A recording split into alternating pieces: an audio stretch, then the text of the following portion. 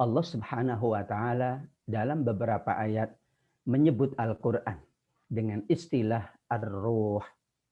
Padahal ruh itulah yang disebut oleh para ulama sebagai hakikat atau esensi dari sebuah kehidupan manusia. Tanpa ruh, jasad tidak dapat menjalankan apapun. Bahkan bergerak pun tidak mampu, apalagi berbuat dan melakukan. Jasad tanpa ruh itu amat sangat lemah. Coba ketika seseorang tidur, ya diperlakukan apapun dia tidak dapat menolak. Kenapa? Karena amat sangat lemah. Padahal itu kondisi tidur. Ruhnya ada di jasadnya, tapi ruhnya sedang tidak bergerak, sedang tidak menjalankan aktivitas. Ketika seseorang meninggal dunia, jenazahnya, padahal mungkin waktu hidupnya itu kuat, waktu hidupnya memang sehat, bahkan banyak orang kagum dengannya. Tapi ketika jasad terbujur tanpa ruh, betapa lemahnya manusia akan memandikannya, karena mandi pun ia tidak mampu. Bagaimana menyelesaikan semua kebutuhannya?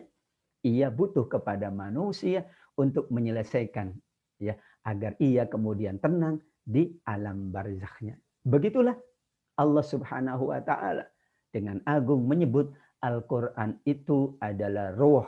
Karenanya kekuatan Al-Qur'an, karena Al-Qur'an seperti ruh di dalam jasad kita. Syekh Abdurrahman As-Sa'di menuturkan dalam kitab tafsirnya. Kata beliau, sebagaimana halnya jasad tanpa ruh adalah lemah, tidak berdaya, tidak mampu melakukan apapun, sungguh manusia pun kalau tanpa Al-Qur'an akan lemah. Orang sakit tanpa Al-Quran semakin sakit dan semakin lemah. Padahal para sahabat dahulu, para nabi sebelumnya, meskipun dalam keadaan sakit, ia tetap kuat. Sebagaimana Nabi Ayub alaihi salam. Demikian juga para sahabat Rasul sallallahu alaihi wasallam. Dalam keadaan sakitnya, ia mampu tetap beribadah, tetap beramal soleh. Karena diperkuat dengan Al-Quran. Manusia tanpa Al-Quran lemah. Karena tidak ada lagi yang membimbingnya. Tidak ada tuntunan, tidak ada sandaran.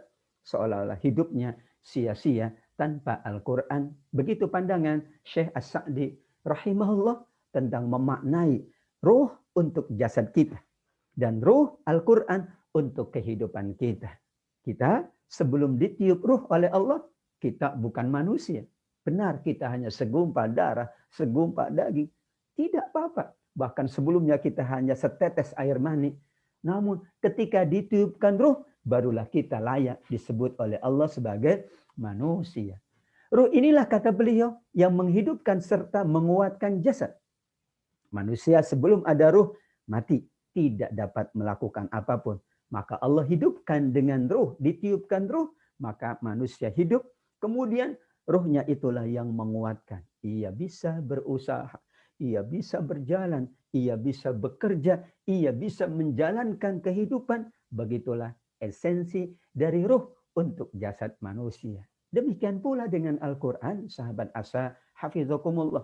Al-Quran menguatkan hati kita.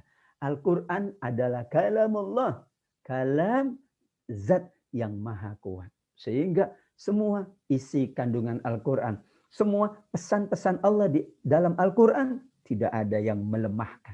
Semuanya menguatkan. Semuanya membahagiakan.